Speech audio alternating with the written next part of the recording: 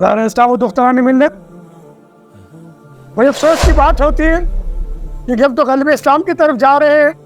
غلبِ اسلام کی روحانی اس طریقے کی طرف امت مسلمہ کی رہنمائی کرنا چاہ رہے ہیں, لیکن پچھلے سال کے ہونے والے ان طوفان سے جو نقصانات ہوئے ہیں ابھی تک ان کا ازالہ بھی ریاست نہیں کر سکی. ریاست تو لگی بھی صرف کسی کو نیچا دکھاؤ, اس کو اونچا کرو, خود اور اپنے مفادات کے اندر یہ سیاست چل رہی ہے. امت خاص کر مملکت پاکستان کی بے بس و لاچار عوام جس کا کوئی پرسان حال نہیں, جس کے لیے کوئی پالیسیز نہیں, جس کے لیے کوئی کسی قسم کا بجٹ کے اندر بھی آپ نے دیکھا کہ قدرتی آفات جو پچھلی مرتبہ آئی تھی, جو یہ ایک سلسلہ جو چل رہا ہے قدرتی آفات کا, اللہ اسے محفوظ رکھے, اس کے لیے خاطر خواہ کوئی پالیسی وضع نہیں کی گئی.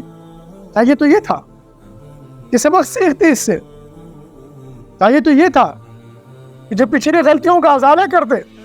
چاہیے تو یہ تھا کہ اس کے لیے کوئی مضبوط پالیسی مرتب کی جاتی, چاہیے تو یہ تھا کیونکہ جدید سائنس اور ٹیکنالوجی سے اسلام نے کبھی منع نہیں کیا.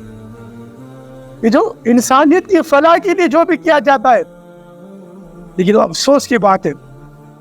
حکمران اپنی عیاشیوں پر اور اپنی ایک دوسرے کے خلاف دست گریبانی پہ لگے ہوئے اور عوام کسب و پرسی کا عالم ہے. میری اپیل ہے حکومت وقت سے کہ خدا را اپنی پالیسیز پہ نظر ثانی کرے, فلاح بہبود کی پالیسیز کی طرف آئے, ریاست کی ذمہ داریاں ہیں وہ ذمہ داریاں نبھائیں.